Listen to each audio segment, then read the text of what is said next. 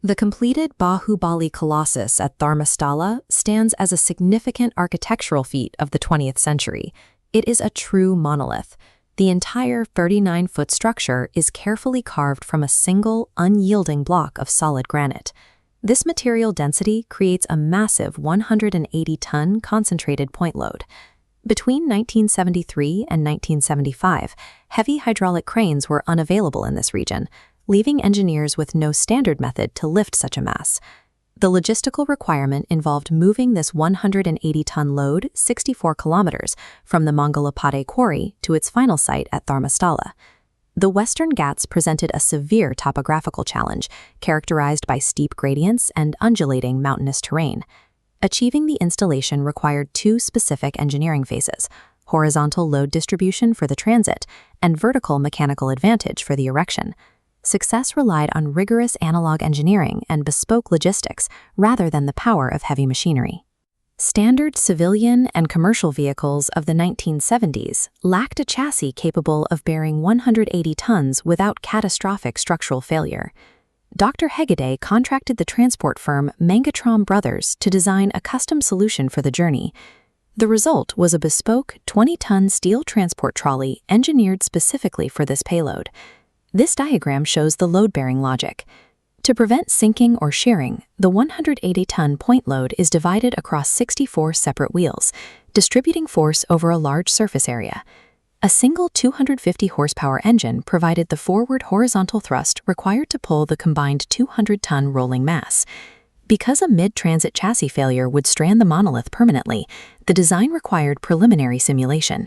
The team conducted a trial run using the Dharmasthala, a smaller 20-foot stone pillar, to test the trolley's structural limits. This 3-day test identified critical flaws in the steering alignment and revealed excessive tire wear caused by the concentrated weight.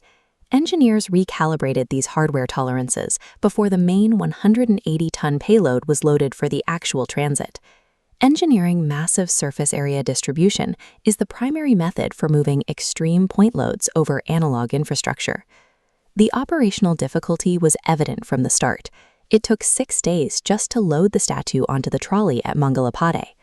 Upon departure, a slight uphill gradient caused the trolley to stall, resulting in a total loss of traction. This vector diagram shows the physics of the stall. The combined downward gravitational pull and backward static friction of 200 tons overwhelmed the 250 horsepower engine's output. Mechanical interventions failed. Inserting wooden planks beneath the 64 tires did not generate enough grip to break the static friction.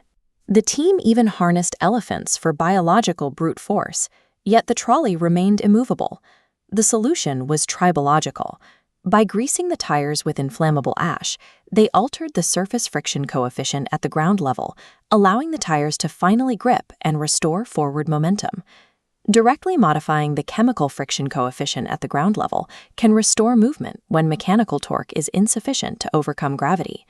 Following the initial bottleneck, the statue began a 23-day transit toward Dharmasthala. The route crossed 5 river and gorge bridges, each representing a potential structural failure point. Moving a 200-ton mass over standard 1970s civilian bridges would exceed load-bearing capacity and cause immediate collapse. To navigate these gaps, project leadership collaborated with military and railway departments to engineer a bypass, deploying temporary, modular steel truss structures to cross the river safely. These modular structures were fully reusable. Crews dismantled them immediately after the trolley passed to clear the route for local traffic. This logistical operation treated the route's existing infrastructure as an engineering variable to be modified and bypassed. The final phase atop Rathnagiri Hill was managed by the engineering firm Hindustan Works.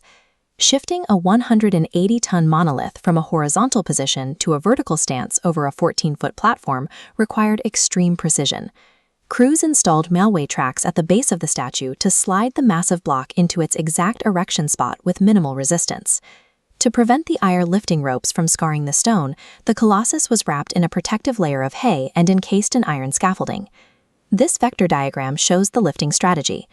Attaching pulleys at shoulder level provided the optimal moment arm to maximize mechanical leverage.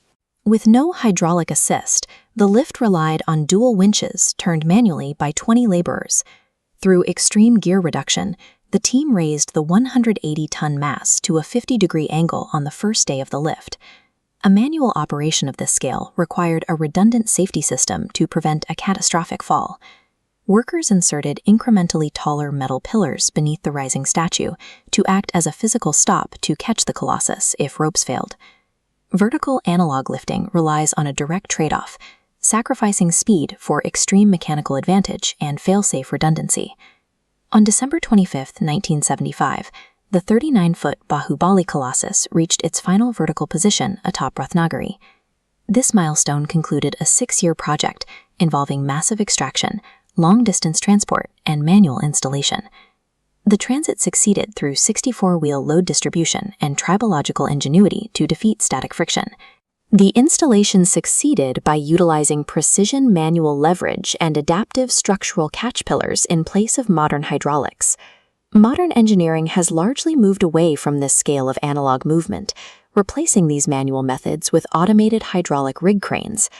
The Dharmasthala installation proves that rigorous physical deduction, bespoke mechanical advantage, and adaptive problem-solving solve extreme logistical constraints, even in the absence of advanced technology.